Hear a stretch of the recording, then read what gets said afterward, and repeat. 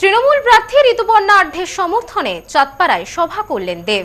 অভিনেতা তথা সাংসদ দীপক অধিকারীকে কাছে পেয়ে আপ্লুত ভক্তেরা। বনগাঁ দক্ষিণের তৃণমূল প্রার্থী ঋতুপর্ণা আঢ্যের সমর্থনে জনসভা মঞ্চে এসে উপস্থিত হলেন সাংসদ তথা অভিনেতা দীপক অধিকারী অর্থাৎ দেব। যদিও হেলিকপ্টার ওড়ার অনুমতি না পাওয়ায় তার আশা নিয়ে অনিশ্চয়তা তৈরি হয়েছিল। পরে তিনি সভা মঞ্চে পৌঁছান এবং সভা শেষে কলকাতার উদ্দেশ্যে রওনাও দেন। বিধানসভা নির্বাচন 2026। আজ বিধানসভা নির্বাচনের প্রথম দফার ভোট।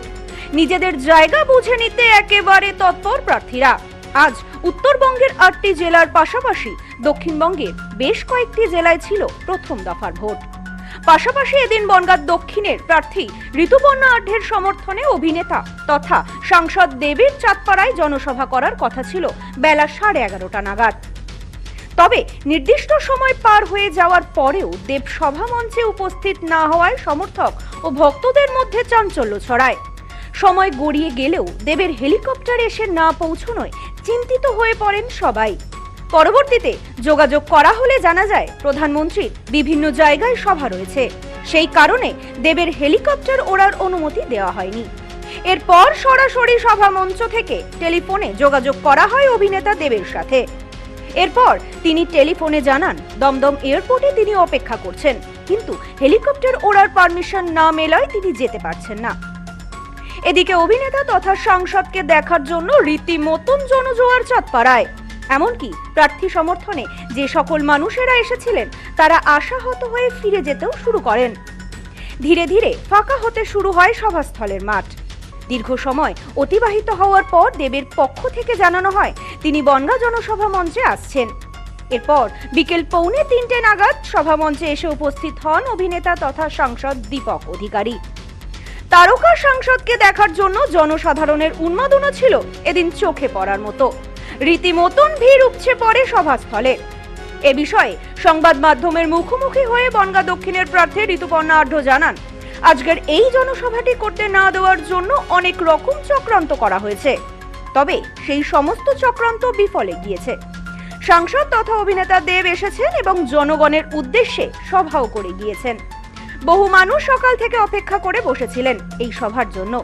আজ মানুষের উন্মাদনা ছিল চোখে পড়ার মতো। অনেক পরিকল্পনা করে ক্যান্সেল করার চেষ্টা করেছে। 11:30টায় টাইম দেওয়া ছিল, আমরা 2:30টায় শুরু করেছি।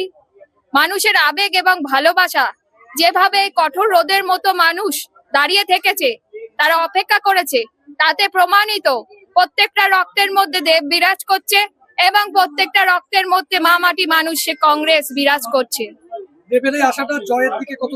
অবশ্যই নিশ্চিত, কারণ পরিকল্পনা করে এই ক্যান্সেল করার অনেক চেষ্টা করা হয়েছিল, কিন্তু শেষ মুহূর্তে সেটা হয়নি। দেব এসেছে এবং মানুষ সাথে ছিল, শূন্য মাঠে কিন্তু দেব আসেনি। এদিন সভা শেষ করে পুনরায় বসিরহাটে সভা করার জন্য রওনা দেন অভিনেতা তথা সাংসদ Dipak Adhikari. Bureau report, news no man's land, Chandpara. New মায়ের আশীর্বাদ guest house and community hall সম্পূর্ণ শীততাপ নিয়ন্ত্রিত।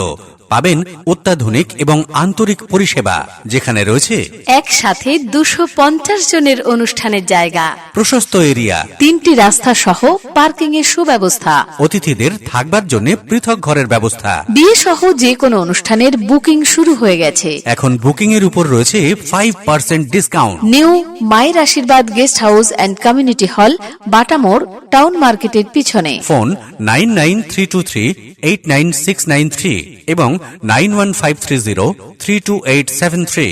আপনার আভিজাত্য নিউ মায়ের আশীর্বাদ guest house and community hall.